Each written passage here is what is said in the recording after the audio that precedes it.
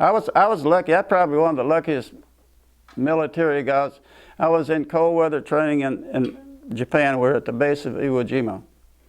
We come in from being out in the ice all day, and they had called a formation. We out there. They said that it was a Cuban Missile Crisis. They said, we're going to board ship, pack all your gear, and head to Cuba. We had to write a letter home to our parents saying that we were going to be gone for a while and they probably wouldn't hear from us. So you guys know about the Cuban Missile Crisis? That Russia gave Cuba these missiles. They were all aimed at the United States. And Kennedy was the president and told them to take them away. Gave them so many days to disarm them. And we were headed to Cuba, and then they took the missiles away. So we turned around, headed back to Japan. Years later, I was again cold weather training, Bridgeport, California. We come in they call us in for a formation. President Kennedy had been assassinated, supposedly by Cuba. Pack our gear, we'll be pulling out the next day. So we didn't sleep well that night, but we never headed to Cuba. Same thing with Vietnam. I got out of the Marine Corps 3 months before my outfit went to Vietnam. And I actually have a pretty neat story there. I guess I'm getting out May the 28th, 1965, and I was a squad leader. My first team leader was a kid named Russell Metzger. Russell Metzger was from Northern California, and I don't know the city, but he's 6'6", 237. And I'm shaving the morning. The company came out with a thing that if your enlistment ended after September 1st, you would be extended and go to Vietnam with a. Metzger was supposed to get out September 4th. So he had a 4-year enlistment up after September, but he had to go to Vietnam with the company. So I'm shaving that morning, and he said, hey, throws me these car keys. He said, take my car with you. I said, Russell, I'm not taking your car. He said, I want you to take my car. This went on back and forth, and I ended up driving Metzger's car to come to Fremont, California to get married. I married a woman Marine, by the way. 1 year later, I'm coaching Little League Baseball, and 4 kids were in the car, Metzger's car, and for no reason at all, I turned the radio on, and within seconds it said 4 Marines were killed in Vietnam today. Corporal Russell Lee Metzger, and I'm driving the guy's car. I have probably thought of Russell Metzger every day the rest of my life. Just never forget him. Last year, I found out where he was buried, and I visited his gravesite 3 weeks ago. Here in Redondo Beach, California. So that was my Russell Metzger story.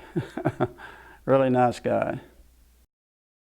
See, when I left Arkansas, we had gone through, we were segregated till I was in junior high school, and we really, even after Little Rock in 1958, we still didn't mingle. And I got the first taste of that in the military. And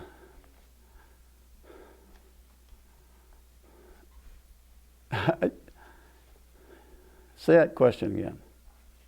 You're doing fine. Oh, am I? Share when you met. It was really, you know, I was just a kid back there going to school and playing and going through. All right, I got an integration story. I was 8 years old, 8, 9, somewhere in there. And from my house to this creek is a good half-mile so, and you had to cross these people's property. And there's a creek out there. And I used to go walk down there and fish. And there was a little black guy my age would come from the black section. We weren't integrated. And he and I fished together for 3 years, and no one ever knew it. His name was Isom.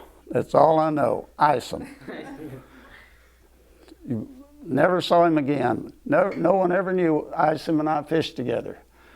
I was a senior in high school, big bad, well, I wasn't big, but I was a bad football player. And I'm walking, and this is after integration. I'm walking down Main Street with 3 of my football buddies, and here comes 4 black guys towards us.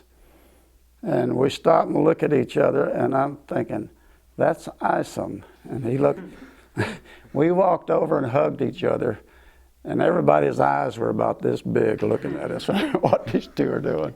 So I've never seen him since. Hey, you guys. Hey, here's what I can tell you. Treat each other with respect. You treat him just like he would want you to treat. That's what you do in this world. Just show respect for everything. And something else. Whatever you do, do the best you can do at it. Because if you don't, you're cheating yourself.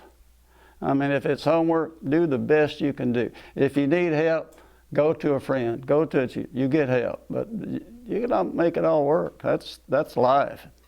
Go into a workplace. Just do the best job you can do. I read a thing last year. It's called a 1-day contract.